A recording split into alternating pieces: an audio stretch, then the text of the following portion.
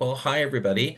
Welcome to our session. This is our third New Roots in Transnational American Studies series of conversations, readers meet author sessions, and we are so excited and delighted to be talking about Myka, Tucker-Abramson's Geographies of Empire, the Road Novel, and American Hegemony. That's what we've got up for today. I'm John Munro.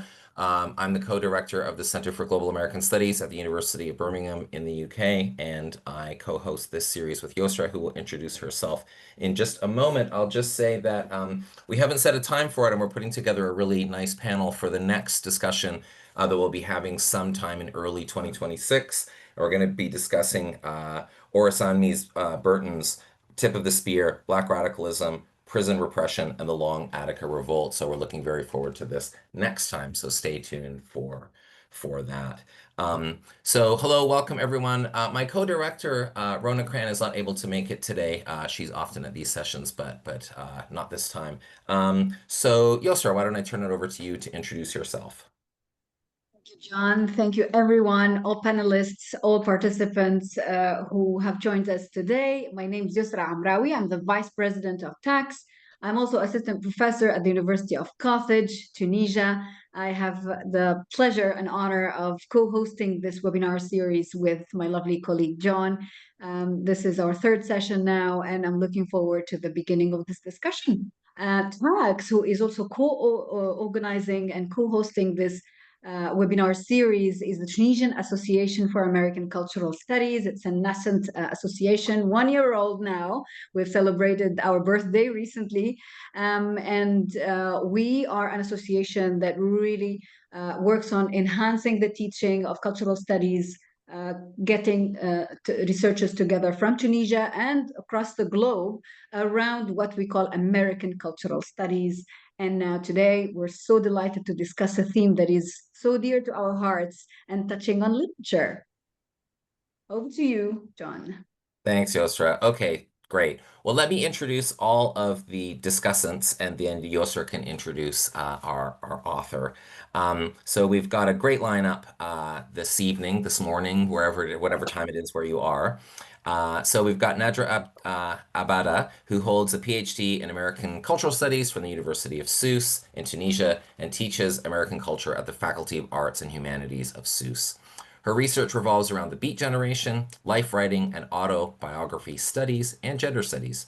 She's actively involved in the Tunisian Association for American Cultural Studies, TAX, and the Gender Equality Office at the University of Sousse. She's presented her work at local and international academic conferences and was awarded a merit-based scholarship to conduct research at the University of Murcia in Spain. We also have with us today Kafui Attoh, who's an associate professor at the City University of New York, the School of Labor and Urban Studies there.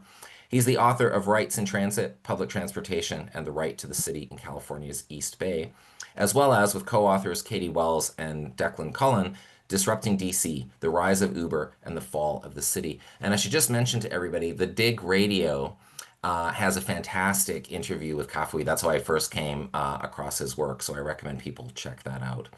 We also have with us today George Edwards, who's a member of the Zetkin Collective, an eco-socialist group of scholars and activists researching and writing on the political ecology of the far right. The collective's forthcoming work, The Great Driving Right Show, looks at environmental politics of the far right through the lens of cars and will be published next year as part of the Salvage Editions collection with Verso Books. I should say that this is there was an essay version of this that is just absolutely brilliant that came out in Salvage, and it's under the same title, The Great Driving Right Show. So while we're all waiting for the book, I recommend people have a look at that article as well. It's fantastic. George is also completing a doctorate at the University of Warwick, where he works on nationalism and climate in Britain. And the last of our discussants today is Leigh Claire LaBerge, my good friend who I'm delighted to see. She teaches English at the City University of New York and is the author of several books, including Scandals and Abstraction, Financial Fiction in the Long 1980s, Marx for Cats, a radical bestiary, and most recently, Fake Work, How I Began to Suspect Capitalism is a Joke. And let me just say something to you all in the audience. Fake Work, How I Began to Suspect Capitalism is... Leigh might suspect that capitalism is a joke, but this book for all of us is extremely funny as well as brilliant. So excellent read. Highly, highly recommend people have a look at that as well. Yosra, could you please introduce our person of the hour, the author of our book for discussion? Of course, my pleasure. Today, I have the honor of introducing Myka Tucker-Abramson, who is an associate professor in English and comparative literary studies at the University of Warwick. In her first book, Novel Shocks, Urban Renewal and the Cultural Origins of Neoliberalism, was published by Fordham University Press in 2018, and Cartographies of Empire, the road novel, and American Hegemony came out earlier this year with Stanford, whom we thank, by the way, for providing our panelists with copies of the book. But this book, under discussion today, rethinks the road novel as a global genre shaped by US power, yet pointing at its erosion. The book also shifts focus from the usual subjects we're used to in road literature in general, like passengers, like the individual journeys, the trope journey, to also include those left behind, the built environment, petro-modernity, and the material geographical world of modern capitalism. Drawing on materialist theories of genre, world ecology, and the concept of commodity frontier, she demonstrates how the road novel both reflects and critiques the reach of American hegemony after 1948, but rather than limiting this genre to classic American journeys, Tucker-Abramson shows how writers from Mexico, from Brazil, from Bulgaria, from Palestine, and Ukraine and beyond have adapted the road novel to narrate the uneven geographies of modern capitalism. Importantly, today we have panelists who will brilliantly, I'm sure, discuss further aspects of this book. So I don't want to say it all. I have a lot to say, so I'm saving what I have to say to the Q&A session. And over to you, dear John. Okay, fantastic. All right, let's go. So we're going to run through with the discussants, and each will speak for 7 to 10 minutes. I should grab a phone. I'll grab a timer and let you know if you get past that. But Nadra, let's start with you. Hello, can you hear me? Okay, perfect. Thank you so much for this lovely introduction, dear John, and for organizing and hosting this event with Yosra. Before we begin, please feel free to interrupt me if I exceed my time limit, as you said. So good morning, good evening, everyone, depending on your time zone. It is my pleasure to be with you today in this virtual space where I will be discussing Tucker-Abramson's Cartographies of Empire, the Road novel, and American Hegemony. I had the honor of reading this very recent book, which demonstrates extensive research and detailed analysis, and also includes several references to current global events and atrocities, such as the ongoing genocide and displacement in Gaza. As the title suggests, the book focuses on what the author calls the project of US hegemony and its crisis and failures through the extensive study of 140 road novels with frequent references to films that also center on the theme of automobility. Initially, the book provides a brief history of automobility, highways, and mass production of cars in the US, as well as other Western countries such as France, which reminded me of John's keynote speech last year, as Yosra mentioned earlier. So the introduction also sheds light on the past competitive relationship between coal and oil as two different energy resources fueling the US hegemony. Besides its informative take and the different topics discussed and often debated, such as driving, the act of traveling, the question of identity and Americanness, the book also critically examines the selected data and narratives, offering Marxist and feminist readings of these texts that resist, let's say, traditional definitions of the road novel itself. In fact, the author challenges conventional view of the road novel as an exclusive American construct, in her words, and a site of identity expression where the act of automobility heroism and self-discovery and fulfillment are celebrated as ideals of the American dream. Instead, she argues that the road novel could be understood as a cross-genre, for it is tightly linked to specific historical and geographical circumstances such as modernism, capitalism, race and class relations, and even gender dynamics at some point, which makes it a generic product of US hegemony par excellence. On that premise, the author also provides a historical overview of the promise of capitalist expansion as well as colonialist histories, starting from the early formations of Manifest Destiny and Western expansion in the 19th century. In addition, she also offers a post-colonial reading of different narratives that go beyond the Second World War period in the United States and globally.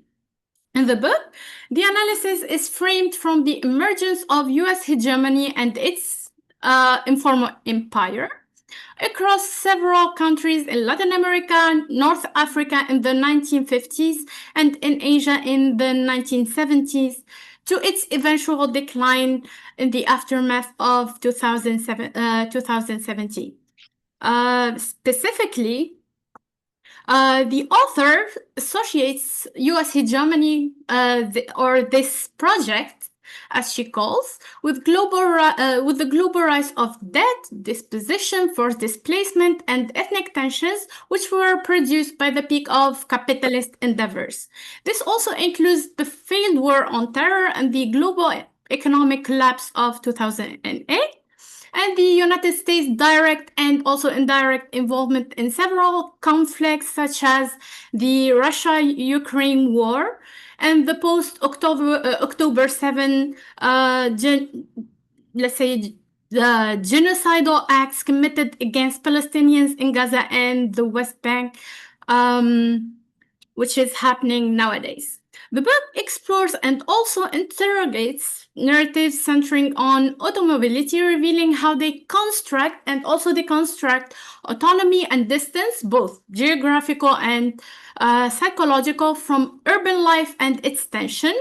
Although the road is often used in many texts as a metaphor for life, the author's analysis goes beyond this traditional understanding of the road novel as a story of self-discovery. In other words, she demonstrates that the text can be seen as a site of genre conflict, as I previously mentioned, combining multiple forms and resisting a fixed definition. It is at once a road novel and a Bildungsroman, or a novel of formation and education. Moreover, it can also be read as a hero's journey in the sense outlined by Joseph Campbell, and even as drawn upon different elements of the Gothic, horror, dystopia, and even murder genres. At the same time, the road novel emerged as a prestigious genre within energy humanities and petroculture studies. Evidently, the book exposes here the capitalist and individualist impulses of the road novel, positioning the car as, I quote, a colonial weapon that exerts colonial violence and dispossession against marginalized groups in the US and other colonized populations outside the US as well. What I find most striking here in the analysis is that Tucker-Abramson is that she does not merely foreground the relationship between automobility, white masculinity, and neo-colonialism/colonialism, because she provides a feminist reading where she actually reads many other accounts of other forms of automobility, introducing counter-normative models of femininity, including those of working-class women of color. Her feminist analysis of several road novels highlights how heteronormative and patriarchal norms of conservative rural societies are challenged, and showing that domination can not only be domestic, but also financial and colonial.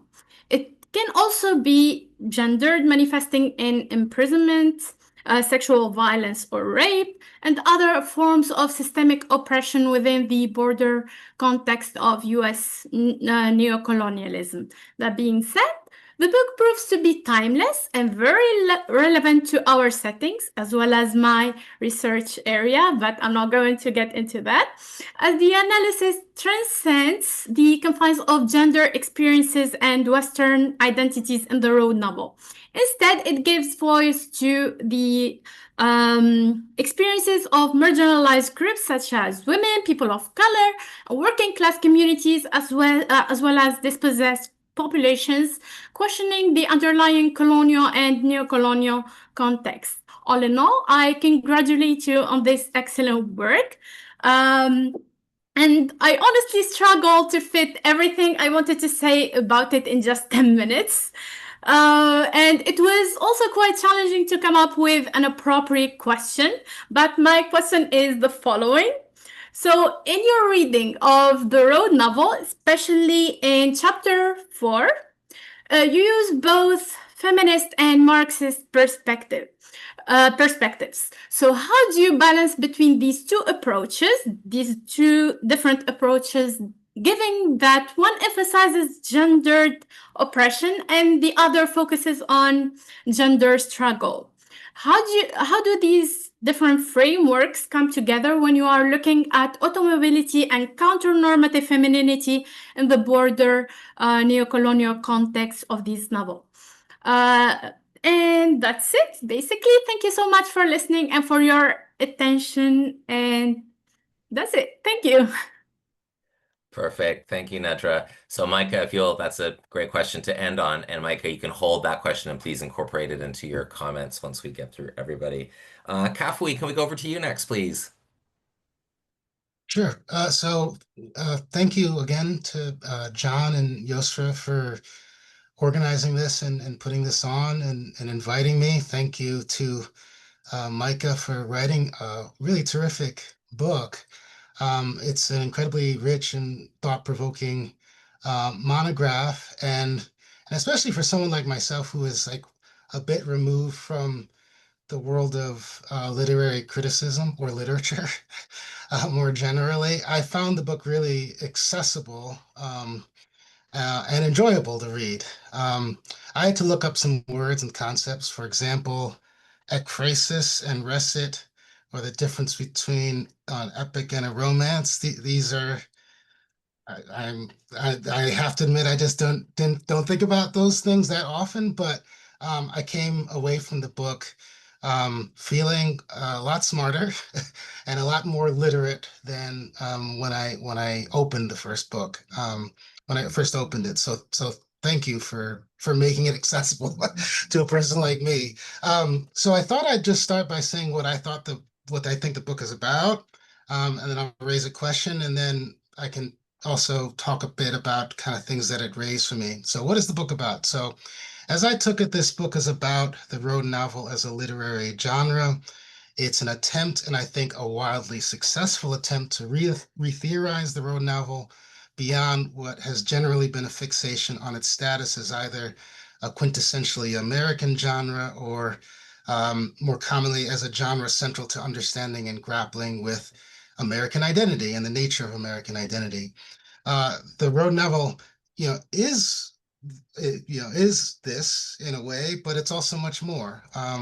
And so by providing a kind of global study of this genre, you not only highlight the genre's global reach, but you also clarify why the road novel, should matter for those of us interested in questions of economic restructuring, American hegemony, and for those of us who would like to update our critiques of the global political economy. So I appreciated all that. Well,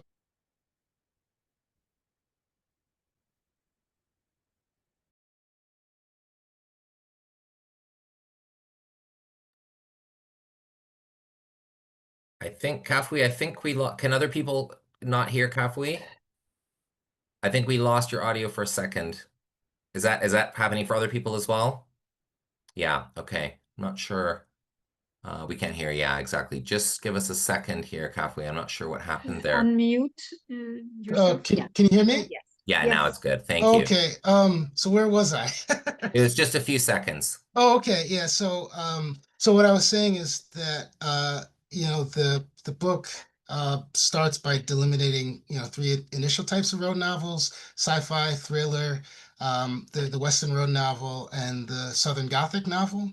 But by the end of the book, the number of subgenres like explodes: the urban revolt road novel, the energy crisis road novel, the pan-indigenous road novel, the counter-topographic feminist road novel, and the post-socialist road novel, among many others.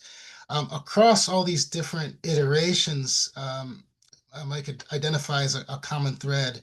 The road novel tends to show up in specific locations under specific coordinates, um, and it emerges and develops in regions undergoing rapid capitalist development, but transforms and evolves based on the rise and decline of American imperial influence and hegemony. So for me, one of the most interesting and kind of provocative questions in the book appears pretty early on, and this is on page 15, when you ask, if the road novel emerges as a dominant genre alongside U.S. hegemony, the question is, what work does the road novel do? I kept coming back to this question, and I found it an interesting question based on kind of what follows, because you end almost every chapter of the book documenting what the road novel is incapable of doing, and those feel like a different an answer to a different question. So on page 89, you write, the road novel is not a form that can imagine radical change because of its foundational individualism and its entanglement with increased intensified capitalist development. There are other places where you're like, the road novel can't do this. The road novel is limited in this way. And so one of the questions I want to ask you is, because I think, over the course of the book, you offer a lot of different answers for what the road novel, or for what work the road novel does. But I was curious to hear from you if there's kind of a summary statement on that question. Um, so for me, I want to also just speak as a geographer and about how cartographies of empire might enrich, I know I'm being selfish here, might enrich my own work, or perhaps the work of other critical geographers, and especially the work of some of the writers that you actually cite in the book who are geographers. I'm thinking of Matt Huber or Cindy Katz or David Harvey. If they picked up cartographies of empire, uh, how would it enrich their work? So I thought of at least two lines of inquiry that the book opens up for me and possibly for other people in geography. The first way is the way the book suggests, borrowing from Raymond Williams, that different mobility regimes have their own structures of feeling. This is to say that any given mobility regime will have its own dominant, emergent, and residual cultural elements. So the discussion of Iva Perkova's novel Truck Stop Rainbow really opened this up for me, and especially the kind of main character's attachment to what was fast becoming a residual form of transport in post-socialist Czech Republic. So for those working in mobility studies or transportation geography, I thought this idea of thinking of, emergent, residual, and dominant cultural attachments within a particular mobility regime was just really rich, and something I'm still thinking about. The second line of inquiry stems from the question first raised by Aiko Day on the nature of romantic anti-capitalism. This shows up briefly in a couple places in the book. So where there's been a lot of work in geography on capitalist accumulation, the ways in which romantic capitalism uses or deploys different conceptions of space also seemed really interesting. For Day, critiques of capitalism can be no less mystifying and fetishistic than the commodity form, and especially when those critiques identify different places and peoples alleged to exist outside of capitalism in ways that obscure their real subsumption. So while I was reading the book, kind of two figures kept coming into my head. The first was Tracy Chapman and her song Fast Car, which was recently covered by a country music star. I love that song. but your book made me like kind of think about it differently, which is good. And the second was the figure of William Semilio, a bus driver who in 1947, so right before the periodization you do of the initial road novels, ended his shift not by returning the bus to the garage, but by driving from the Bronx to Florida with an empty bus, and like taking his bus to the beach. He became like a folk hero in New York for escaping the daily grind, and turning a public bus into a private vehicle and as a method of escape. Both seem to, treat the car and the road trip as a fix for capitalist exploitation, when in reality they offer the illusion of escape. So I thought that was those are thoughts that came to my head. I have a bunch of other just random thoughts. I've been for a long time interested in this idea of the idiocy of urban life, riffing off Marx, and so this book was perfect to capture kind of the isolating features of particular modes of transportation. I also was curious on your thoughts about self-driving cars. Now I'm just throwing out general things. Self-driving cars and the feature of the novel, feature of the road novel, the populist road novel. And then I kept thinking, because of the periodization, about bebop. Now this is really going off. Just the kind of the exportation of American cultural forms, um, to other places. So because I felt like, there's the bebop revolution in the late 40s and early 50s, and it's happening at the same time that you have this post-war automobile boom. So those are my comments. I really like this book. I do not get to read works like this very often. And so I'm grateful for that. And I'm also grateful for the list of books you put at the back so that I can start reading more literature. Thanks so much. Thanks so much, Kafui. That's tremendous. And I just love the interdisciplinarity too of your remarks. So this is great. Myka, I'm envying you less and less as more of these insightful remarks pile up. George, let's go over to you.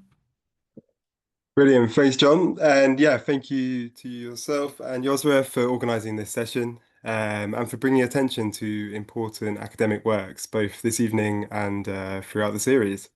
And yeah, big thanks to Myka, and congratulations for producing this excellent book, which I really thoroughly enjoyed. Reading this over the summer sparked a lot of intrigue and led me down many rabbit holes, and also introduced me to a whole lot of novels that have added to my massively growing reading list. So yeah, I also came to this book not as a scholar of literature, but rather from a more political angle. But yeah, the book is so densely packed with kind of theoretical reflections and political insight, from Marxist political economy to critical theory to energy humanities. And yeah, I guess this kind of literary criticism for me is both a bit daunting and fascinating, to read a text not simply as the intent of the author or the expression of its characters, but as an artifact of and expression of the social conditions in which it was written. And with that, I would also like to note the incredibly impressive scope of the archive you draw on. Reading and condensing 140 novels strikes me as a major research effort and achievement. So yeah, I guess I'll just like kind of draw out three loosely organized themes. And starting off, I would just say that I like love the central thesis of the book, that the level of capitalist development determines the shape of the road novel. The road novel, as you describe it, is a novelistic journey that goes beyond the realm of necessity. And so with this, it shouldn't be seen as simply a genre of cars and mobility, but rather as a way of tracking the material and often violent process of capitalist modernization, at the same time as kind of obscuring this process through seductive narratives of entrepreneurial self-development. So as Myka demonstrates throughout, the road novel across space and time maps and mirrors the fortunes of capitalist development itself. Following neoliberal restructuring, the redemptive arc of the road novel becomes frustrated as individualistic, self-making ambitions are curtailed and thwarted by forces seemingly beyond their control. And the novels that you draw on reveal this disillusionment. I guess this disillusionment is most compellingly evidenced in the novels emerging out of post-socialist states, as you explore in chapter 3. You then go on to mark the late 2010s as the beginning of the end of the United States' role as the world hegemon. And kind of intriguingly and somewhat paradoxically, from this point on, the road novel has something of an explosion, particularly in the peripheries and semi-peripheries of the world system. And in this, the car has sort of lost its power as a phantasmic symbol or a possible vehicle for redemption, as you say. And the genre is now employed in an ironic fashion, supplemented with horror, surreal, and gothic styles. So, another closely related intervention the book makes is to unsettle the assumption that the road novel is essentially a national and essentially American form. Rather, Myka argues that the road novel should be read as an imperialist genre, one that is produced by global circuits of capital, oil, and infrastructure. Yet, at the same time, the road novel does very often appear to take on a national form by either classically mapping a distinctly American way of life or through the narrative of white, middle class, male redemption that stands in for the redemption of the nation. So we find the national imaginary is built on global foundations, though which often remain obscured. And I think this is one of the central paradoxes that the book entertains and teases out throughout. So I guess reading it, I was kind of thinking about how it is that the car has been so freighted with national significance, and I think you have many pointers throughout the book of which how to understand that. So following Kirsten Ross, you note an automobile industry is a proxy for the strength of the national economy, its relation to the global economy, and the prevalence of mass consumption. And you also suggest driving to be a practice of citizenship. As you write, the everydayness of the privately owned automobile is required for the road trip to appear as a universal and democratic activity, offering an allegorical fantasy of evenness in which everyone can become a successful entrepreneurial subject within a democratic, modernized capitalist nation state. So yeah, I think here you touch on a really important parallel between nations and cars. I think both kind of rely on a promise of universality, yet which in reality is an illusion. Cars in their everydayness appear universal, but are in reality marked by exclusions, dependencies, and indebtedness. As we know in the UK, the poorest households often do not own a car. Many are dependent on cars owing to the lack of alternative, and something like 80% of new cars are bought on credit. Belonging to the nation state, likewise, is promised as universal, yet is also structured by exclusions and stratifications of class and property and race and gender and sexuality. So for me, I found this helped explain why, despite cars being produced through global circuits, they often kind of appear national. But as you also document, this is not always the case. The more recent road novels really reveal these global dimensions more directly. The violence of empire and the turmoil of deindustrialization are very present, and the car is often tied to themes of debt and dependency and dispossession. And so this takes me to my final theme, and this was about the future of the road novel. So yeah, I really enjoyed this final chapter about the post-apocalyptic novel and thinking about where the future of this of the road novel may lay. And I was reading the final parts of this book last week on a journey from the East Coast to the southwest of England. And on this drive, road infrastructure had become staging for an outburst of national performance with St. George's flags and Union Jacks strapped to lampposts, draped over the railings of motorway flyovers, and staked in the centre of roundabouts, as it has been up and down the country over this summer. And it made me think whether there was an alternative trajectory to the road novel that reveals less an apocalyptic rupture and instead reveals an incremental deepening of current political trends. One novel that I thought of in this instance was John Lanchester's climate dystopian novel, The Wall, set in the not-so-distant future where Britain is now encircled by a large wall serving to protect the territory against the rising seas, yet also to keep out the others. This isn't a road novel, but it does contain cars. There are very few cars that exist in this future are driven only by the very rich. So I guess as a final provocation and question of sorts, I wonder whether the road novel is necessarily finished as a national form or whether it could attach itself to the current nationalist resurgence and the retreat to the nation. So on that cheery note, I think I will finish and just congratulate Myka again for this rich and provocative work. Thank you so much, George. Tremendous. Leigh Claire, let's go to you.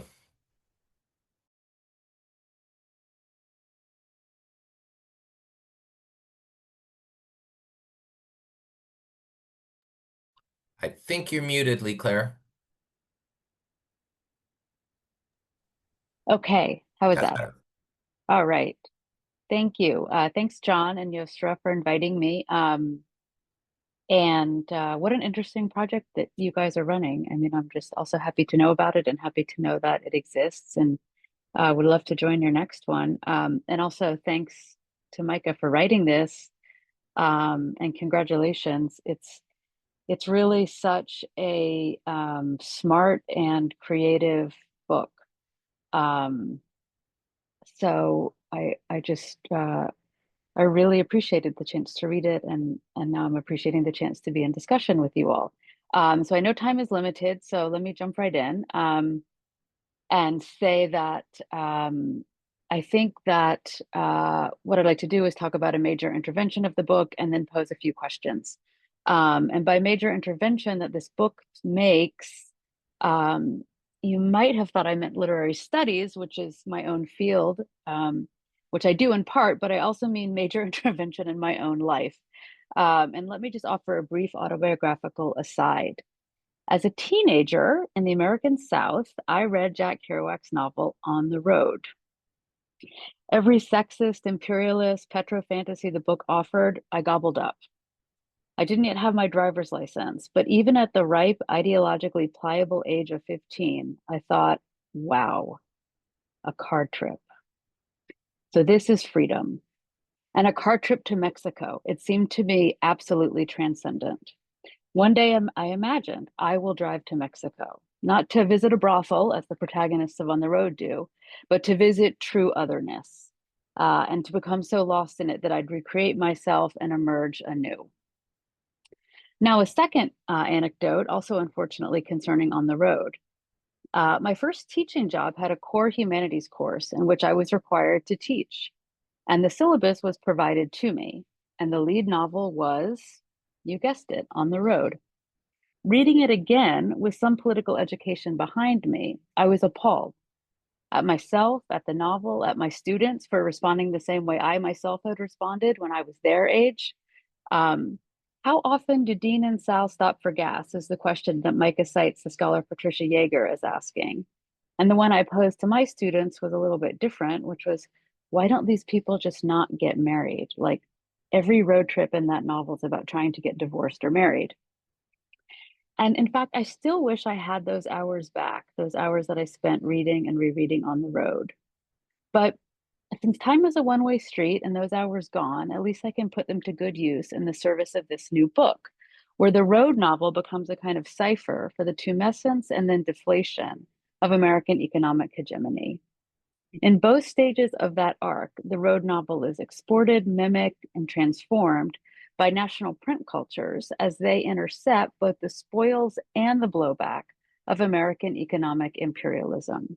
That leads to a whole host of fascinating generic riffs and interventions, including the deracination of the road novel from its American history and the promise of the imperialist road novel and the self-assured subject driving the car has an opportunity to become ironized, satirized, mimicked, cajoled, despised, but also appreciated.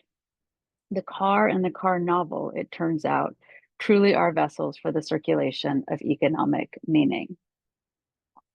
Now, I would characterize Myka's as a sort of Jamesonian project, but the Jamesonian resonance, to me, it seemed, was very much of a part of Frederick Jameson's 1997 Culture and Finance Capital essay, in which Jameson reads Giovanni Arrighi's book, The Long 20th Century, and uses it to map his own understanding of literary mode in relationship to economic regime. Myka's book spends less time on this aspect of Jameson's project and more time on his conception of the residual and emergent aspects of genre. But I want to just push here a little bit as questions of accumulation adjoin to questions that I've pursued in some of my own work. With Giovanni Arrighi's conceptualization of different sort of accumulative cycles over 400 years of capitalist modernity, we have with the Dutch cycle into the British cycle, something like the seafaring novel, as that is the sort of vessel of hegemony. And then with the British hegemonic moment of the 19th, late 19th, early 20th century, we have the train novel. And then with the British into the American and sort of the United States inheriting the mantle of global economic hegemon, we have the road novel, as the car becomes the sort of vehicle in many, aspects of that word for accumulation. And then, of course, Arrighi predicts there will be a sort of secession in the 21st century where the Chinese now sort of assume the mantle of the previous American state. And I'll leave that as a question for the end. But what I want to say and what I got from Myka's sort of Jamesonian inflected reading here is that the road novel should be understood to faithfully replicate certain aspects of both 20th century economic hegemony, American economic hegemony, and the Fordist enterprise, and particularly the individual commodity ownership structure of the car. Who has access to it? How do they have access? And then finally, the road novel should be able to demonstrate, and Myka does such an incredible and capacious job of showing this, the genuine aporias that any historical moment delivers. What can and can't be thought, what can and can't be represented, what can and can't be mapped, as the case may be.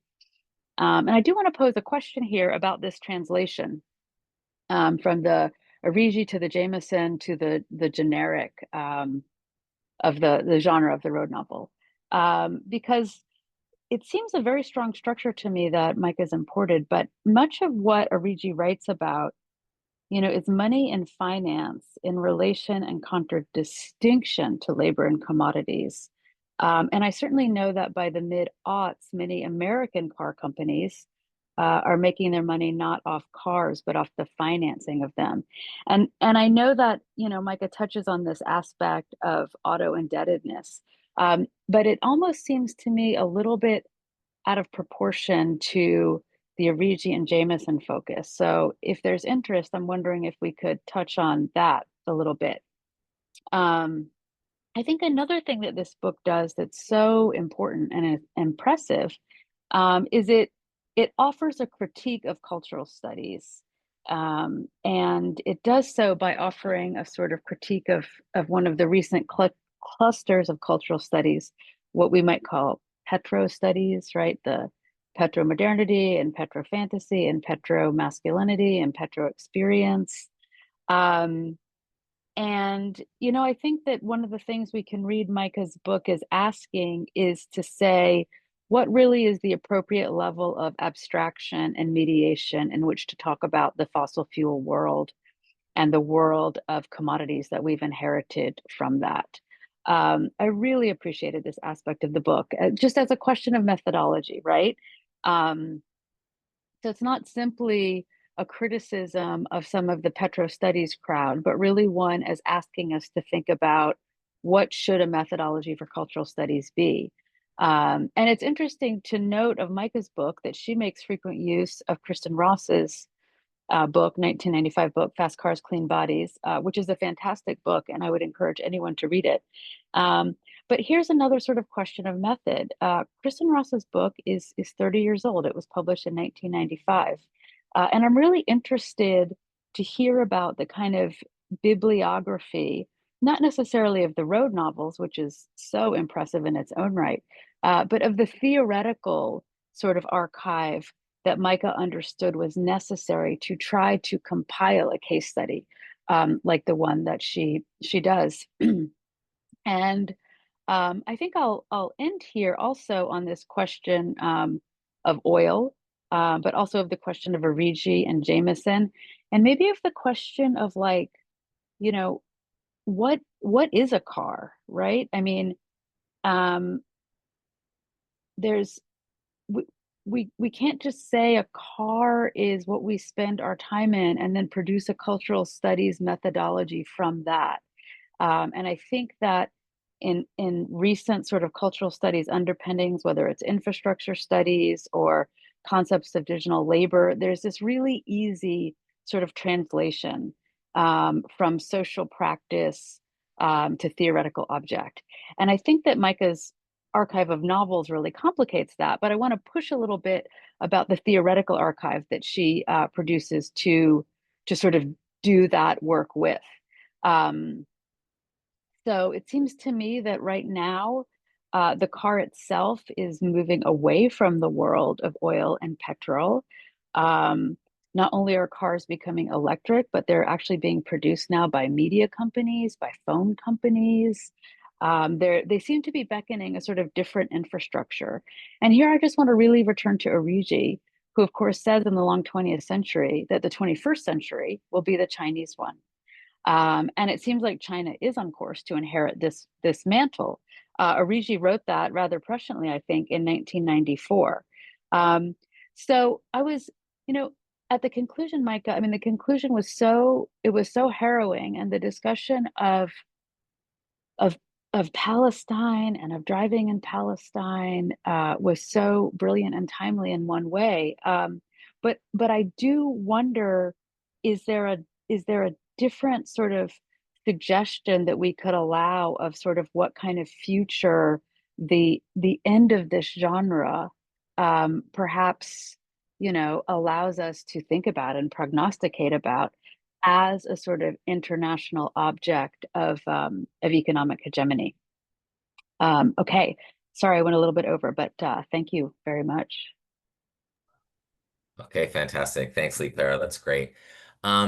Okay, super. So, Myka, why don't we go back over to you now? And like I said, it's a tall order responding to these various remarks. So you've got no shortage of things to work with. So, floor is yours. Cool. Oh my gosh. I don't really know where to start. I guess just first, yeah, huge thanks to everyone for all of your extremely insightful and thought-provoking comments, which I wish I had like a week to think about more now. But I guess just to start, maybe it's useful going back to Kafui's point that I spent a lot of time talking about what the road novel can't do, but not what it does. And maybe first just to say why, and then to say what I think it does. And I guess the reason I spent a lot of time trying to say what it can't do is because there seems to be, I mean, there's, not that there's so many people writing about road novels, but there does seem to be more people. And one of the moves now seems to be this kind of reparative turn that tries to imagine that if certain people are writing road novels, or road novels depict certain kinds of people driving, they can be all of these redemptive, they can produce all of these like redemptive visions of the future. And so I guess one of my kind of main interventions, and I kind of come about this, as you pointed out, like 20 or 30 different ways, is that we have to move away from that there is kind of no in like an automotive future. It's inherently extractive, it's inherently individualist, as George pointed out, it's incredibly exclusive. And so what I think the genre does really is that, and the reason I think that it's popular is, and I think George actually quoted this line, but is that it surveys all of these kinds of things that are happening that are deep social traumas, but it then hides them under these individualized narratives that allows us to kind of see them, but not see them, and then just focus on these individual arcs of self-becoming or failure.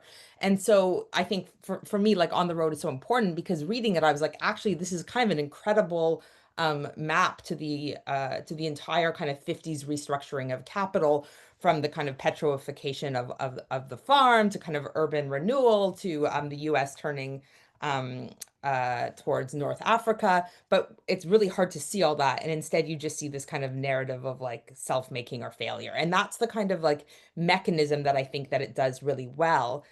But I guess starting from the 70s on, it already starts to break down. Like that mechanism becomes more and more difficult at moments of crises. And so people kind of keep returning to something like On the Road, where it is legitimately difficult to see the kind of mapping that it's doing. Like so few people who wrote about the novel were interested actually in where it went. It was all about the kind of person in the car, that it seems to me that there's something about that operation that was just really powerful and allowed people to kind of keep returning to it as a way of kind of grappling, as a way of grappling with what was happening. And I think the kind of one of the real kind of prominent things about the road novel is that it's one of these genres that really constructs this kind of ideal national subject, who becomes the kind of subject of the American way of life, even if it is not necessarily like an actual kind of narrative, an actual kind of American subject.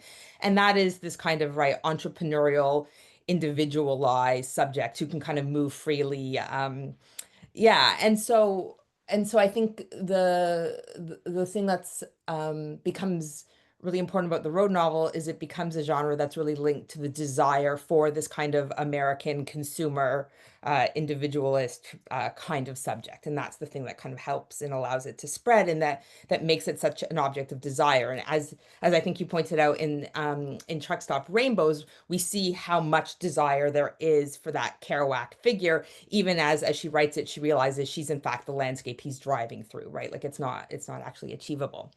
And I think to some degree that kind of gets us, Nadra, to your kind of more theoretical question about kind of Marxism and feminism. And I guess one of the kind of groups that I was really writing against was a certain kind of movement, again, of a kind of feminist appropriation of the road novel that really celebrates like women behind the wheel, and this idea that whoever is behind the wheel then has access to the nation state. And so if women are driving, like America is becoming like more equal in terms of gender, or like if there's, if you have like a Black person behind the wheel, this is like Obama, and we're like overcoming racism or whatever. And I think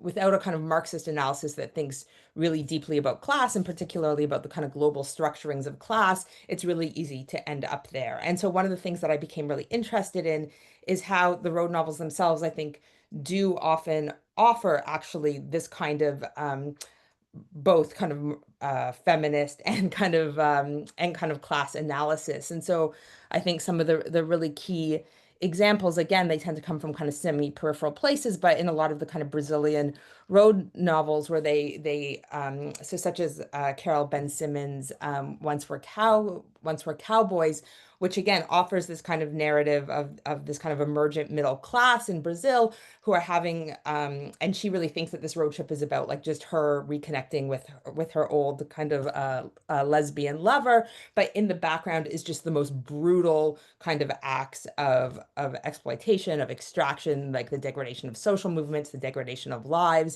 And for the main character, the only thing she can see is individual development as the kind of horizon of politics, but the novel starts to kind of suggest these other kinds of politics by introducing, for instance, the landless workers movement, right? And again, for me, Chris Kraus is so important to me as a kind of feminist critic, because the operation she always does is to have these, again, like really like entrepreneurial, often financialized kind of protagonists, but she's always so clear to tether those to these other movements that are happening these other movements of kind of politics and exploitation that are happening below. So, for instance, like in I Love Dick, it's Guatemala and the Coca-Cola strike. And in Summer of Hate, it's the kind of her really heroic copper miner strike in 1981 that probably even more than Patco is a kind of key or kind of origin point of neoliberalism taking hold in the US. So in terms of how I do that theoretically, there's so many Marxist feminists who are so much smarter than me, who I mostly kind of just gratefully draw on, particularly kind of people like Cindy Katz. And so there's a kind of just such a rich archive of Marxist feminism that I can draw on. Yeah, so to turn to George, yeah, that you're just the line about the way in which the nation and cars kind of have this like joint promise of universality that's structured by exclusion, I think is so smart. And while you were talking about John Lanchester's The Wall, I was thinking about how in some ways that seems like a real kind of contemporary version of something like John Christopher's Death of Grass, which again also has this just like kind of incredibly fascist approach that is really just about kind of killing off all the kind of like migrants in the working class and kind of coming back to this like really kind of elite core of like Britishness who will kind of rebuild the country. But I think what's important, and that's one of the novels I start with, and importantly, it's a British novel, and it's a novel that treats the road novel as a way to grapple with the rise of US hegemony, which is a total crisis for the novel. And the novel kind of creates this kind of sci-fi dystopic road novel to kind of try to come to terms with its kind of new kind of isolation, but it's a really contorted road novel, right? It's nothing like On the Road, which is free and easy and moving. And so I think one of the things about that is that the road novel is fundamentally a kind of middle class, liberal, kind of cosmopolitan genre of free moving. So to the extent to which it will be picked up again today, it will be in this kind of contorted way that draws on a lot of other kind of more like a lot of other genres that I think are better suited for that kind of moment, you know. And even these are things like spy novels, thriller novels, sci-fi dystopia novels. I follow this guy, Events in Ukraine, who's like one of the smartest critics on the kind of post-Soviet world I know. And he's basically now just book reviewing like novels by fascist Russians and Ukrainians. And there are all these kinds of other genres. And I imagine that if they start being written, or if they already are being written in the UK, they'll be more like that than a road novel that just has a kind of a liberal bent that has to be undone. And then, Leigh Claire, these are obviously like extremely, yeah, these are really kind of big questions. I think I'm going to ask you in the question time to say a little bit more about the question of finance, financialization, and genre, because I don't fully understand it. And I think if I try to answer it, I'm going to take us nowhere near what you are asking. The question of what is a car, I think, is really important. And I think it's also really important not to overly focus on the car as an object of oil, because while oil is really important to it, right, it is this wild kind of assemblage of so many different commodities, right, like of rubber, of aluminum. And one of the things about the car is, and what made it the kind of model for Fordism was, it was this kind of gathering of so many different commodities from all over the world and kind of assembling them into this thing that moves the individual. And Ilya Ehrenberg's like anti-road, like I think it's like 1922 or something, this Life of the Automobile, I think, depicts that like no one else, where the novel just moves through all of these scenes of extraction, and then the way in which it kind of pollutes all kinds of social movements quite brilliantly. And so I think probably it is that kind of global assemblage for individual movement that is one of the key things with the car. Read the archive. I think you've really you've nailed that. I in some ways am really stuck in the 90s theoretically, and that, you know, like the work of like the work of people like kind of Kristen Ross and the kind of Jameson of the 90s and early 2000s and Origi that are for me my kind of lodestones, in a way that I guess there's yeah, that to me I guess are still the kind of most kind of compelling accounts of kind of culture and theory, for better or worse. So it is an interesting it is an interesting point. But I guess I would also say that the kind of political economy that's emerging now feels to me like the kind of crucial touchstones to elucidate that work. And so I think, I guess the kind of contemporary work that for me has been so transformative is a lot of the work, the kind of people who are working on rethinking the fall of socialism. So people emerging from like the New Yugoslavia Society and the Black Sheep Society, and the people who are really trying to kind of resuscitate state socialism and think about what the fall of socialism really looked like are really important, as well as a lot of the people who have been kind of theorizing the genocide and the kind of centrality of that to US empire. So I guess my cultural heart is like stuck in the 90s in lots of ways, but the kind of political economy work on the fall of socialism in Palestine right now are the kind of things that are the other points that are required to kind of constellate those for me. Yeah.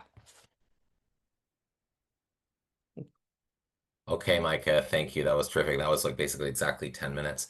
I'll say for myself, as I'm just about to turn it over to Yosra to moderate the Q&A, the hardest part about moderating this first part of the discussion is only saying thank you and then going to the next speaker, not saying more myself, because there is just so much to talk about here. I might ask a question later on. But Yosra, let me turn it over to you. I know maybe we'll start with Leigh Claire, but I'll leave that to you in terms of where the discussion will begin. Yosra, the floor is yours.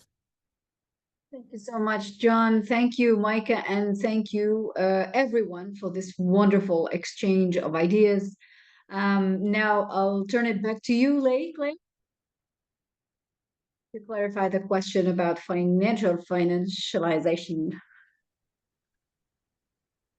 Yeah, I mean, in a way, it's funny. I just want to make sure that you understood. I wasn't somehow chastising your use of text from the 90s. I was pointing out that it seems like a really interesting sort of theoretical problem or lacuna, right, in our collective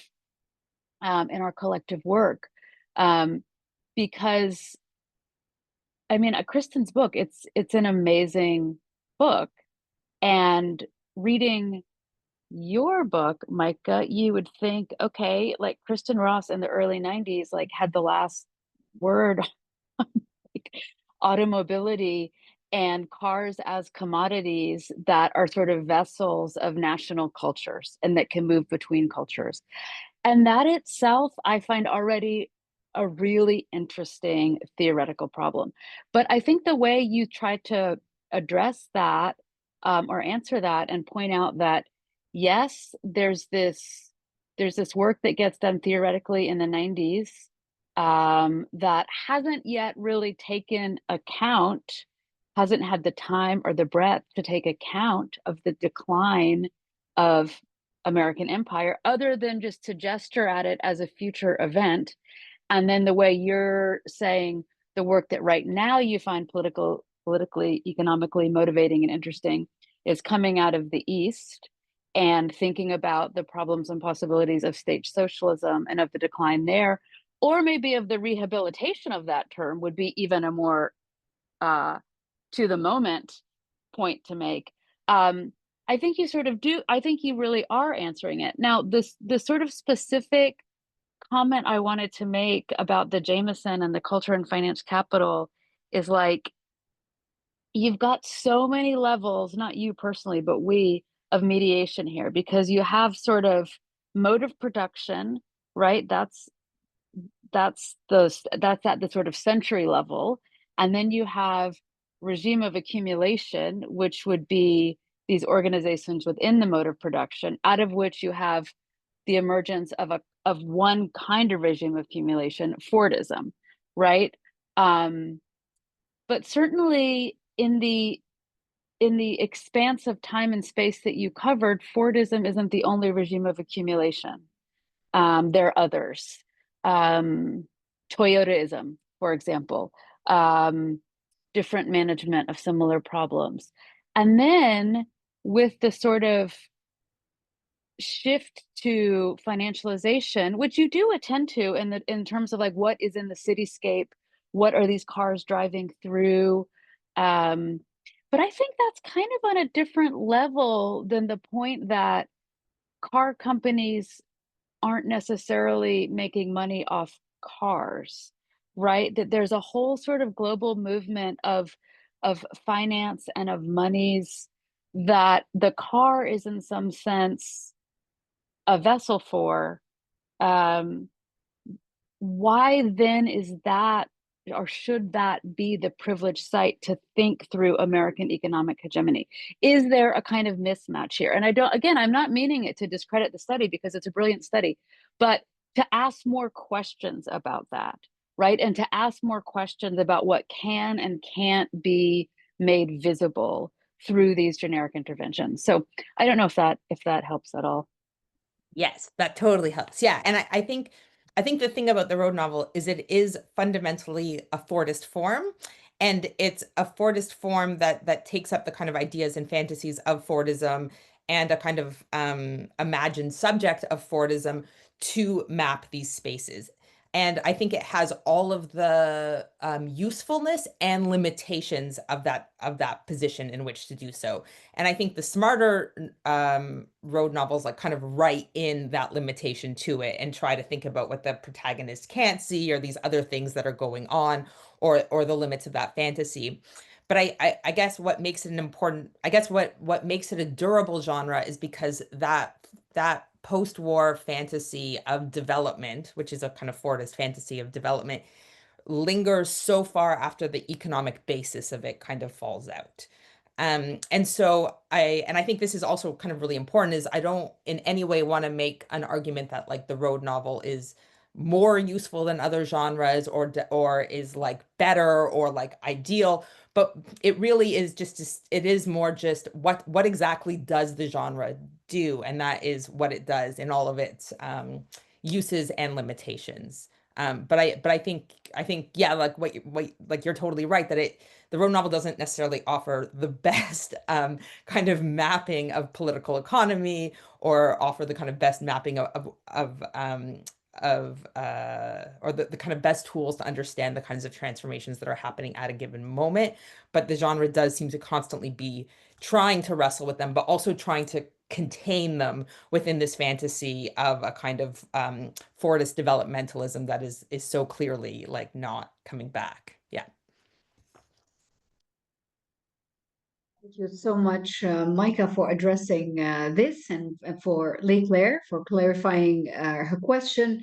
I mean, wow, I expected this to be about literature, John. You misled me. And today we're learning so much about politics, about petromodernity, about American imperialism more than about literature. And this is just amazing. And I'd like to open the floor really to the audience. If you have any questions, please raise your hands. If you want to take some time to think, we can engage in a discussion until you do have a question in mind. What I would like to point out, just to kick off a discussion here and to maybe prompt some questions on the part of the audiences. I want to ask you whether you watched the movie Locked, released in 2025. The whole movie happens in a car. And this thought came to me in reference to Leigh's reference to automobile as a site or maybe as a tool for freedom. And in that particular movie, and you address films in your book, the car is a site where the thief was locked for the duration of the whole movie by the SUV's owner, and it was a game of such suspense and a game of wit, and then the car becomes like a prison, like a space where freedom is taken from you, and then there is no journey, there is no road. And this is a trajectory maybe that the film industry is taking as a reaction to the fall of American hegemony and the rise of the road novel. I don't know if this makes sense, but maybe it does in a way. I can only thank you for writing this and for initiating this conversation that made us connect culture studies with all its components, with politics, with political science, with yeah. Thank you. co-prompting this thought. I mean, the movie Locked, released in 2025, your book released in 2025, this just, drives us to question freedom and space, car journey, absence thereof, etc. I don't know if you have a comment about that, while also prompting the audience and encouraging them to think of questions, or maybe any reference to speakers today, any thoughts you want to pick up on, any questions you might have, please go ahead. I'll give you back the floor, Myka, to maybe react or answer while I have a look at the chat section. Maybe there are questions in the chat box.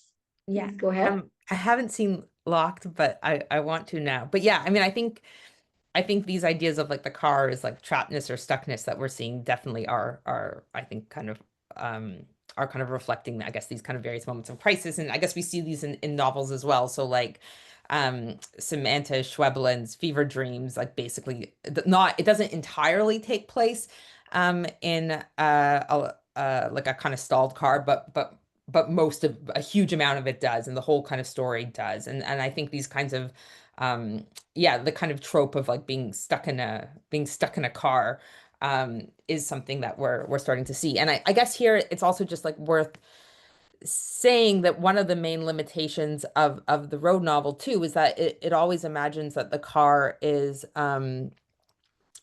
like it's for people to travel, it's for freedom, and it always obfuscates how all automotive technology is a kind of fundamentally military technology, right? So when we talk about the car and the kind of violences of the car, right, there's almost no there's no kind of technological advances in the car that aren't also always kind of used for military advances. And so yeah, I imagine probably no one here can think about kind of being like trapped in a car without thinking at this point of like the murder of Hind, right? And so I think these are the kinds of that any kind of talking about the car, we're also always thinking about problems of militarism as well. Yeah. Which is also now a very famous movie directed by a Tunisian director. You're talking about Hind, the murder of Hind, the Palestinian child. Yes. I mean, these are amazing thoughts. We have a question in the chat from Fit and Hwiwi. Having traced the generic and theoretical trajectory of road novels, she says, how do you see the future of road novels after 2020 with the rise of artificial intelligence? Ooh. So there is one like totally bizarre road novel that's about AI called I can't remember, it's called Blue something. It's actually terrible. But it's also kind of British, a kind of British kind of far right apocalypse novel. I mean, I think so. I guess there's two levels of thinking about that. There's the level of AI as a kind of topic or something of concern, or there's AI, I guess, writing road novels, which I think I saw a presentation on once. I mean, in terms of as a topic, that's like the one example I've seen. I'm not quite sure how much it's going to figure. And I guess then there's a question of like AI writing all of the literature, like all of the literature we read, but that's probably like a larger institutional question than one I can answer. Yeah, sorry, I don't have a great archive at my hand for that, but yeah.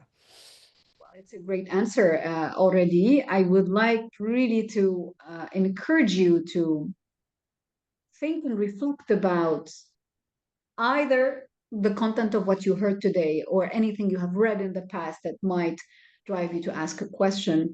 I don't see any hands raised, but John, you said you had a question, so I'm going to give the floor back to you. Yeah, definitely. Thanks. I mean, I have a few thoughts. I'll just say also just to everyone in the room here that the way we often run these is the readers, discussants can definitely still be part of this conversation, and it's just kind of loose in terms of anybody can come in. If you've already spoken, you can come in again. Audience members obviously ask questions if you've got them. I have a thought and a question. My first thought is just kind of following up on your question, Yosra, about films. You mentioned this film Locked, which I haven't seen either, but I'm sure so many of us, if not Thelma and Louise, something, right? Everyone's thinking of a movie when you're thinking of the road novel because of all of the kind of connections. And then back to Kafui's point about music, Tracy Chapman's great song and so many others. Um, it just seems so Gramscian to me, this idea that ideology like works on the popular mentality through repetition. And that's also kind of, Myka, what's so impressive, one of the things that's so impressive about this book is, as others have already mentioned, just the amount of road novels that you read through and analyzed yourself, but also made available for us to just kind of see like, wow, this is a huge genre. Um, and it continues. So it's just, this is how hegemony works by repeating and naturalizing kind of different systems over and over and over. But I guess my question is, it's to pick up on something else you mentioned, Leigh Claire, about China, and absolutely, Ariki was so interested in this, and at the end of the long 20th century. But then his subsequent entire book, Adam Smith in Beijing, right? It was clearly something that he saw the future of the economic system, some kind of state capitalism. Um, and it's interesting to think about how, you talk about Palestine with the novel Minor Detail, Myka, and then Leigh Claire, your question about China. And it feels to me a little bit that Palestine is kind of about China in that why does the United States and Britain and like the Trump administration is so openly aggressive, they might kind of revel in this level of just horrific violence, but definitely for others, for Keir Starmer or Kamala Harris, they probably would prefer it wasn't this awful, but they're going to support it anyways, and obviously they do, and they enable it, right? And so one question we might ask ourselves is why? Why, if they also probably personally don't revel in this kind of level of violence and just the scale of it, horror, I mean, we all know it. Something in that is just because Israel is just too damn important. And it's too important in maintaining those relationships in the rest of the Middle East, particularly around the extraction of oil. And that's also about making sure that China doesn't make the kind of inroads that it might. And so there's kind of a way that, like, Palestine, the Western support for Palestine is, in a sense, trying to prevent the outcome that Origi was so interested in, the direction that the world economy might go in. And obviously in China, we also know that in Maoism, it was the land of bicycles. Think of the footage, right? And now it's a land of cars, but it's not only the land of cars, it's definitely the land of major public transport infrastructure, trains maybe most famously.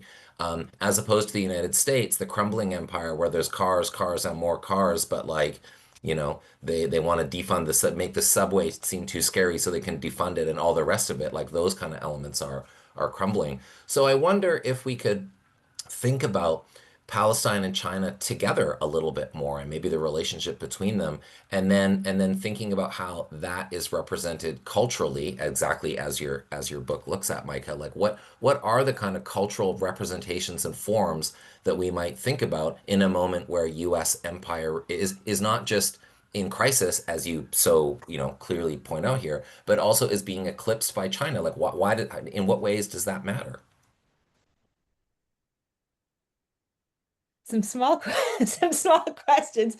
I mean, yeah, I mean, so I think yeah, I mean, I totally agree with you, right? That kind of Palestine is kind of fundamentally part of this kind of like approaching, maybe very soon approaching, given this kind of secret meeting that's happening in Virginia, like right now, but a kind of a sense of the U.S. is kind of this kind of approaching kind of big war.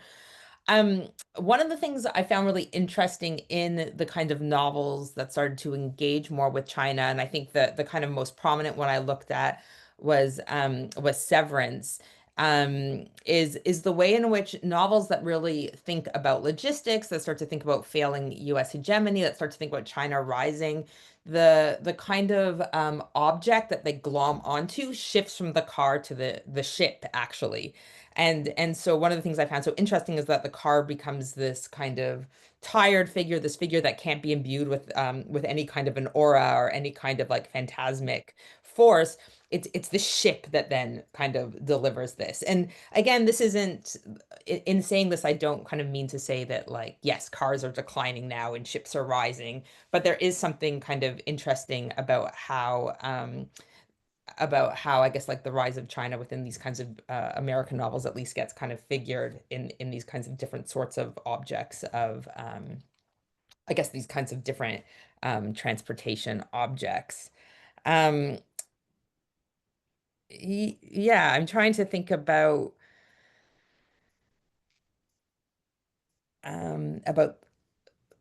like kind of the links between Palestine and China, kind of the ways. I don't think that explicitly kind of gets registered, as it were, culturally, but I think it's really interesting just how many novels from, say, like how many road novels from post 2016 are from all of these kinds of like semi-peripheral places. And I think if we start to kind of map those, and I think we can start to kind of map the kind of changing, we can start to map the ways in which the kind of critiques of the road novels, or these kinds of rejections of the road novels, are also very much kind of aligned with the sort of sense that the US can no longer satisfy any of these needs, right? So I do think there's a way in which this kind of explosion of kind of highly ironic, like deeply kind of brutal road novels is also a way of kind of like working out kind of changing directions, and a way of thinking about and coming to grips with the fact that like the kind of falling US world order, really. Yeah. Thank you so much for answering this. I mean, should I now put in my mind that there is another rise of the sea novel again after all this progression from sea to train to road novel? This is just amazing. I'm amazed at every question. We have a question from Osama Othmani. Please go ahead, Osama. And then we'll go to the chat section. Thank you, Yosra. Thank you, Myka. Thank you, everyone, for making this happen, for being here.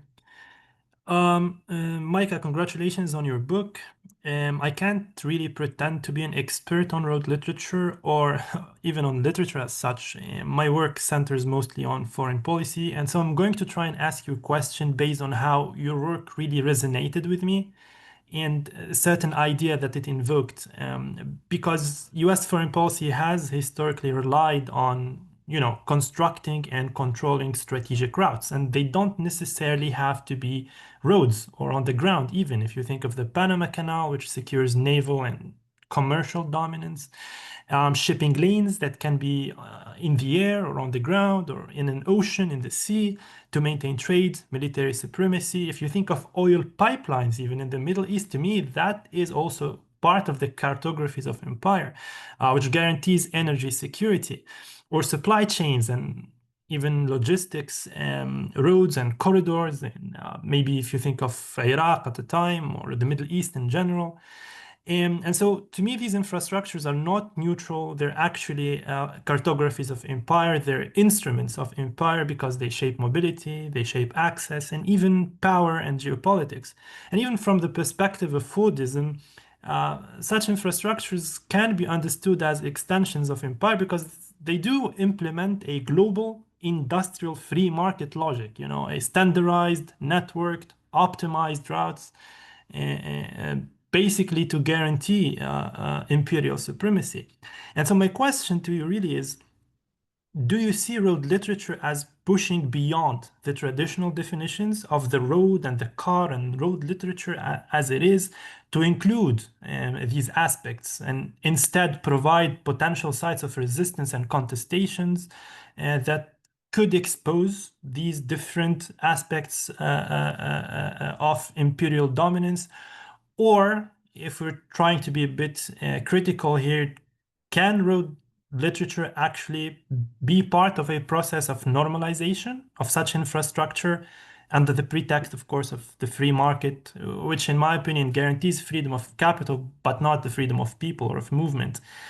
Can they be a form of cultural soft power that provides what appears to be, legitimate reasons for such infrastructures, and embed them in narratives of personal mobility, cultural freedom, and so on and so forth?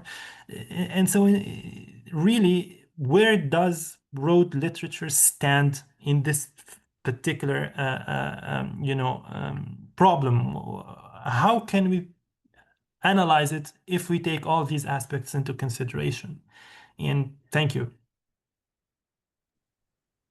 Great. Yeah, thank you. So I guess, the kind of starting definition of the road novel that I used to delineate what I took and what I didn't is any novel where a journey on and through automotive infrastructure that is beyond the realm of necessity plays a fundamental role in the kind of narrative structure of the book. So that's to say that my definition is basically it can't be purely for labor. So it is not the labor migration novel, right? And that's why something like Ghassan Kanafani's like Incredible Men in the Sun, another novel about being kind of trapped in a truck in the most horrific way possible. It's not a road novel because it's so brutally hemmed in by nothing but necessity, right? So there has to be some kind of element of like whimsy and the choice for some kind of non-necessary reason to take a road trip and move over, whether in a car or by foot, some kind of automotive infrastructure is crucial to the kind of narrative work that it's doing.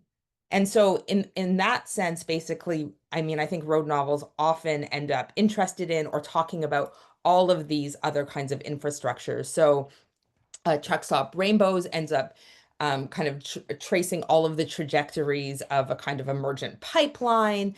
Road novels often end up including kind of like train hopping. They often talk about pipelines, right? They cover all of these infrastructures, but they do so through this kind of narrative apparatus that is fundamentally kind of Fordist, fundamentally developmentalist, fundamentally about kind of individual self becoming through these like through the trip. And so I guess what I would say is I think the road novel is a genre that can map, that can kind of critique, that can draw attention to, that can show us these kinds of different infrastructures of capital as they're changing and shifting very effectively. But it is not a genre that I think can imagine any kind of resistance because of the way in which it is just so brutally and fundamentally tethered to kind of narratives of individual success, individual uprising, individual success, individual self-becoming. It's a genre that is completely resistant to anything that resembles kind of collective action or collective betterment. And so Kafui's narrative about the kind of like right bus driver going to Florida, that is like its limit. And one of the things that I think are interesting are the kind of moments where novels reject that kind of mode. And so again, in Truck Stop Rainbows, it ends with kind of with sex on public transit as its mode of kind of redemption, which I think is like a much more kind of it's like a much more social one. Or someone like Samuel Delaney, who in the middle of Dahlgren, which I kind of read as a road novel, like ends up really kind of focusing on the bus, on public transit. And I think the kinds of narratives, I think for a kind of resistance, we have to think for much more kind of collective forms, which may or may not be cultural. Yeah. Thank you so much for answering this very interesting question, and for also you picked up on genre, and we have a question about genre from John Fagg. I hope he's still here, but if not, he had to leave. He can follow the recording of the session. He asks, were there texts that you considered that pushed at or beyond the generic boundary of the road novel, that would stretch the definition to the point where it ceased to be meaningful? Yeah, so I think I think my genre is pretty broad, but I guess in some ways the answer to the last question kind of touched on that, which if we're thinking about what the road novel isn't, I think the road novel isn't the labor migration novel, though of course there's kind of lots of overlap, and it's not always so clear to draw what that line is. Particularly, there's a lot of kind of like Mexican road novels that are kind of labor migration novels, but have, I guess, enough kind of whimsy to kind of bring them over. I guess there's kind of other infrastructural novel that focus like on other infrastructures, I guess like kind of train novels, ship novels. But I guess in the interests of defining my object, I really stuck to that kind of definition. I should say it took reading 140 novels to get to the definition of what a road novel is. And that was actually one of the most difficult things, and probably came at the very end of the writing process, when I was finally able to even just kind of articulate, like, okay, this is just what the genre is on a definitional level. Yeah. It's amazing, and we are thankful for that. Thank you. The generic definitions are always primordial in our work, and it must feel amazing for you to contribute to that. We have another question about the road and what it means to you from Nikash, who says, "What does the road mean to you, especially considering that the car you discussed is in many ways dependent on the road itself?" Yeah, so I guess in actual fact, the road does not figure into the definition of the road novel. It's automotive infrastructure, quite narrowly defined, that fits into the kind of definition of the novel. And I guess that's important because there's all matter of roads that precede the road novel. There's all manner of journey narratives that have different kinds of structures, even if the road novel kind of carries on them. So for instance, like foundational scholars of the road novel have talked about the picaresque, but what my definition of the road novel is that it is really about novels that are interested in people traveling alongside automotive infrastructure. So that is infrastructure that was built for the private automobile. Now, most of the time that infrastructure is, I think there's a geographer who uses the term zombie infrastructure, because almost always that infrastructure has been built on previous kinds of roads, whether those are railroads, oftentimes roads that indigenous peoples kind of built for trade. So I think those other histories and modes of production and ways of being kind of always haunt the space.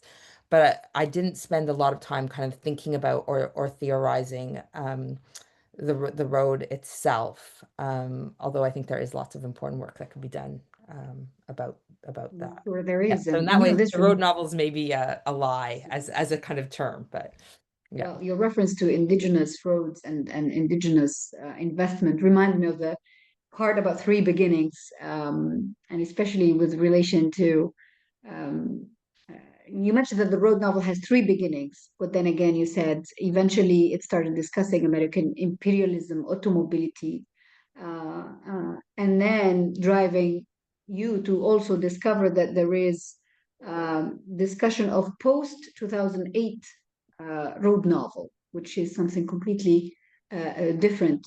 We'll discuss whether there is any development of that later, but I'd like to give more room to the questions that are asked in the chat. We have a question, I guess, from our president of tax, Professor Wassim Dagrir, who is asking, is there any link between the westward expansion and road novels?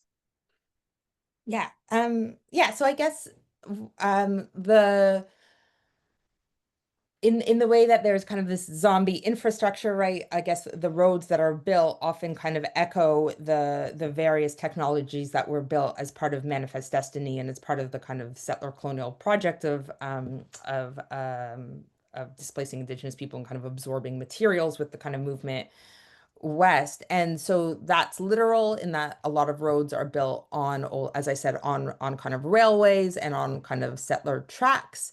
But it is also very much it's very much cultural as well, in that a lot of the kind of narratives that emerged in and alongside kind of Manifest Destiny, I'm thinking particularly of the kind of Western that emerges right when the frontier closes, is central to the road novel.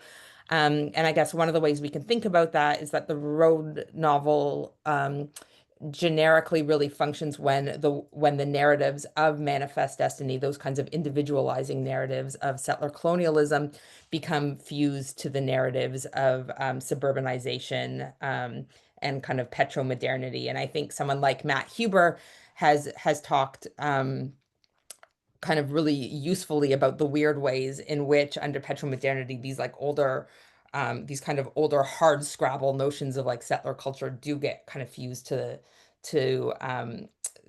the car, even as all of the kind of labor is like sucked out of it. But I think what we see in the road novel is all of these, it is this kind of fusion of the car with the Western, even if there's not, even if there's kind of ideological gaps between them or things that don't actually make sense between them. So certainly the kinds of genres that emerge during the 19th and early 20th century become refigured and reappropriated in interesting ways in the road novel. Yeah.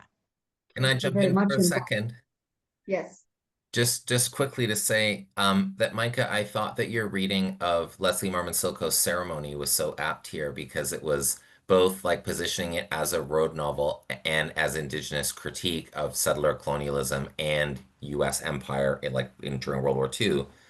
But also exactly, I just remember that moment being like, oh, right, but the individualist limits, just like we were just saying, of the road novel as genre limits the extent to which the critique can kind of play out. I don't know if you want to say anything more just about Leslie Marmon Silko, just right in this context, but it just seems very appropriate to what you were just talking about. Yeah, thank you. And I think I saw a kind of question from Selma that was asking about the impacts of infrastructure projects on native displacement and erasure as well, which kind of links that. So for those of you who haven't read it, Leslie Marmon Silko's Ceremony is completely, I mean, it's really quite a kind of brilliant novel, but it's basically about a World War II vet with PTSD who returns back to the kind of Pueblo Laguna reservation and undertakes like a kind of series of kind of different kinds of journeys, mostly in cars, but some also kind of on foot. And it's treated as a kind of he's trying to kind of find a ceremony to kind of cure the kind of PTSD that he has, but it's also read kind of allegorically as looking for a kind of cure for the community. But the book is really also about the kind of emergence of the uranium mines in the Pueblo Laguna community that ultimately, I mean, just kind of completely decimate it from, let's say, the kind of 50s to the 1970s.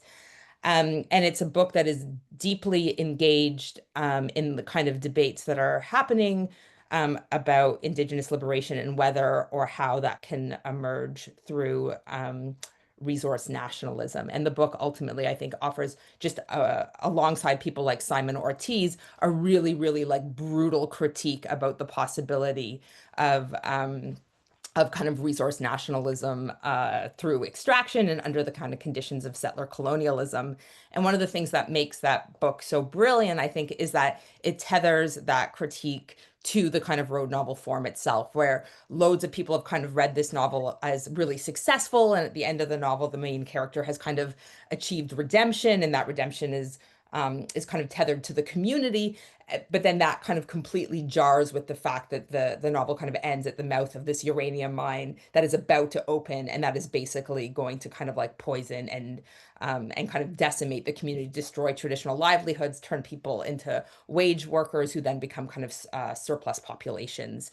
And so there's something I think really brilliant about the way in which the novel takes up the hopes and fantasies of the road novel as a way to kind of critique fantasies of again of resource nationalism under the conditions of settler colonialism and extraction, and kind of reveals it to just be like a kind of brutal and impossible project wherein you basically treat one person kind of making it by getting this car at the expense of the entire community.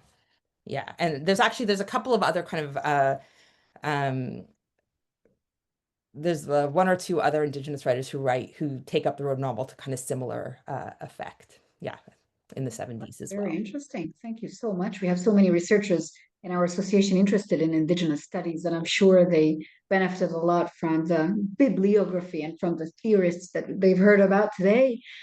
We have another question in the chat from Najet Bouzid, who asks about the nature of the road as a spatiality in the novels, spatiality coming from space. That is to say, does the road function as a mere space of transition or as a place of belonging? Yeah, so I guess there's a tension in the novel between often what the characters think or what the characters are kind of looking for and what the genre does. And that's like one of the things that I'm really interested in, is the way that I think there is often there is this kind of tension where people the characters in the novel are they're often looking for some kind of belonging. They're looking to get together with someone, or they're looking to kind of reconnect with someone. They're looking to find their past, right? And they travel to these sites that have all of this kind of personal meaning. But when we look at the kind of road novel more structurally, it kind of maps these different processes, right? And this is, I guess, kind of the reality of fixed capital anyway, right? It has like one meaning to us and another meaning to capital, and these things are often in contradiction. And so I guess it's both, but one of the interventions of the book is to caution against identifying too much with the characters and that sense of belonging, and to think more critically about how that belonging is figured, what it means, and how it kind of fits into I guess the world of the novel and our world as well. And that's what you understand from reading a book like yours, and that was to me a breakthrough in discovering this new genre. We have another question from one of our members. Fedi asks about the presence of GPS surveillance, fortified borders, and digital tracking. Does the road novel still exist as a cultural space for the imagining of anonymity, liberty, and adventure? Or is the American dream that it symbolized now undermined under the burden of capitalism and governmental control? Yeah, I think there's a whole series of, I think, kind of like interesting different questions. So first is the way in which so much of, I guess, like early road novels are all about chance, and the way in which kind of GPS kind of decimates that. And it's interesting, I think we can think about the ways like the road novel kind of deals with GPS. Generally, GPS stops working, or like the internet goes out, or and there's loads of like TV shows that I think have also kind of had to integrate GPS and figure out how do we still keep that kind of sense of like whimsy and chance in the world of GPS. But I think this thing about like surveillance and particularly I think borders is really important, right? Because if we think about something like Kerouac, the whole point of the novel and the fantasy of the novel, and I think Leigh Claire, you talked about this about kind of when you first read it, right, is it is this sense of like this expansiveness, this borderless world, right, where you can move wherever you want. And so one of the things I'm so interested in is two examples that I think are completely paradigmatic of what happens when the road novel gets taken up in places where that kind of expansiveness doesn't exist. And so I think one of the examples that I didn't write about for this book, but I'm writing about for a kind of special issue I'm part of on Second Worldism, which I'm really excited about, is a Bosnian road novel called Catch the Rabbit that is very much interested in and thinking about fortress Europe, right? And particularly like the Balkan route and the kinds of fortifications there, and what it looks like to kind of write a kind of road novel when there's such gross kind of differentiations in movement. And then obviously the one I kind of conclude with for this novel is Minor Detail, which has the kind of brilliant idea of like, what does it look like for a Palestinian to write a road novel in a context like Palestine, which is completely organized around curtailed movement, right? Where there's only some roads you can be on, where there's endless checkpoints, right, where you just have absolutely no freedom of movement. And I think it makes sense that those novels both come out after, say, around 2016. And I guess this gets back to one of the things I was saying around kind of periodization, is it'd be really hard to imagine these kinds of novels being written much earlier, although I guess Faulkner's Intruder in the Dust does take place in a kind of 9 Mile. So even from the outset, you have these examples of more kind of confined road novels. But there's something about the kind of contemporary moment where the road novel's power comes from the failure of that fantasy of movement, and where the road novel is, I think, increasingly being used, in fact, to kind of just reveal the ways in which the more that capital can kind of, Subcomandante Marcos's age-old point, right, that the more capital is free, right, the more kind of constrained people are. And so I think the road novel has surprisingly become an incredibly powerful genre in these most kind of confined, constrained, kind of violent spaces, precisely because it shouldn't work, or yeah. Thank you so much, and thank you, Fedi, for this wonderful question. In fact, I'd like to, you must be so tired by now. And, you know, these questions are so amazing. We don't want to let you go. But I think Kafui has a very interesting question we need to address before we wrap up. Kafui says, any thoughts on memoirs, thinking of Che's Motorcycle Diaries and the collectivist project of which it became a part? Wonderful question, by the way. Yeah, that is such a good question, and I really struggled about whether to include the Motorcycle Diaries, and I guess I kind of didn't because it was a memoir, I think was my kind of line. I mean, On the Road and the Motorcycle Diaries, they do have like weirdly like a lot in common. And is it Maria Saldana Portillo did like a kind of beautiful reading of them a number of years ago, which I recommend that people look up. But I think like what's interesting is in the Motorcycle Diaries, like Che initially does have a kind of quite, in some ways, like there's kind of a battling of kind of colonial and revolutionary gazes, right? As he kind of goes into a kind of heart of darkness, as it were, right? Like he goes to the kind of like concluding in like the kind of leper colony, right? So there is this a kind of similar kind of structure. But what I find so interesting is the way that the Motorcycle Diaries ends, which is almost with like a religious revelation. And so it totally turns away from anything like the way you would expect the road novel to end. There's no narrative of individual development. It almost just kind of completely changes genre, and like the word of like revolution kind of comes down in this mystic way and transforms him, right? Um and I, yeah, I don't quite know what to make of that, but it is like a kind of total turning on all of the kind of youthful adventureness that kind of came before. So I think the kind of what makes kind of Motorcycle Diaries really great, I guess, is the way that it can have the same seductiveness as On the Road, and right, On the Road is really seductive to lots of people, but then it kind of ends with like this kind of total change of genre and this kind of like jump to revolution, which is quite lovely. And so yeah, I think there's something interesting about how it had to change genres to capture our kind of revolutionary spirit. It couldn't quite work with where he became. Like something very strange had to happen at the very end. Uh, but yeah, Yeah, that's a great question. it's super. I just makes me think of there must be like a robust literature on pilgrimages, and the transformation of individuals through pilgrimage. It's not pilgrimage isn't a whimsical journey. You're going because you're seeking, religious experience, but it makes your comments made me think of that. So this is so thought-provoking. Yeah, yeah. And the road novel is definitely secular, right? It is an absolutely kind of secular genre as well. So as soon as I think there's a kind of a sense of like religious purpose, right? It's hard to think of how those would work to kind of together. Like there's mentions of lots of religious journeys. So Severance, right, talks about the Mormons, but it's hard to imagine like an actual kind of religious road novel. Yeah. That is interesting. I was going to ask you quickly about your reading of Fast Car, if we have like 2 minutes. Oh, not Kristen Ross's, Tracy Oh, Chapman. sorry, no, Tracy Chapman's. Yeah, right. No, I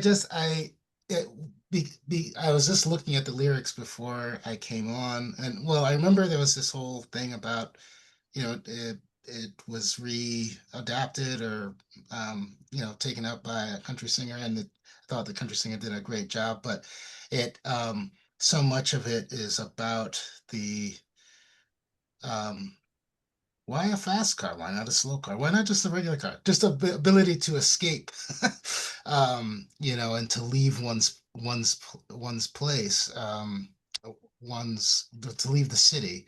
So I feel like there's a lot of um, I love the song, and I think it touches on something very, given its popularity, given that it's been popular for now 30, 40 years, been taken up, that it's capturing something like the road novel and its appeal to some innate desire to escape.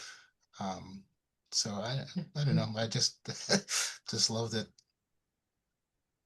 And it's interesting that the other song everyone knows is talking about a revolution. So it's an interesting pairing too, I guess. Yeah. Wonderful, everyone. Thank you all. Thank you, Myka, for your patience, for answering all the questions with so much delightful and with a smile and with so much more information to add and to help us build on our knowledge of the road novel. Everybody here is congratulating you in the messages, and people are sending hearts and sweet messages. I'd like to thank all the speakers: Nadra, Abada, Kafui, George, Kafui, Attoh, George Edwards, Leigh, Claire, Berge, and my wonderful dear colleague John Munro. Usama, thank you for co-hosting the event with us. Thank you to all tax members and the wonderful international community that joined us today. All I have left is to give you back the floor, dear John. And all I think I have to say is thank you. I will say that again, just to remind people that Orison Burton's Tip of the Spear will be our next book in the series. Again, that'll be sometime in early 2026. But yeah, I mean, I knew this was going to be a good session because think of all the people who are here and look at the book that we had to talk about. But just thank you so much, everyone. And hopefully we'll see you all next time. And for Bye-bye. people who are wondering about our next events, you can follow us on Facebook on Tunisian American Association for Cultural Studies Tax, or you can follow John Munro's page on Blue Sky. We have also your YouTube channel, dear John, is going to release the recording of this session very soon. And keep an eye on our events, and we'll make sure to remind you of the next webinar. Thank you so much, everyone. Stay safe.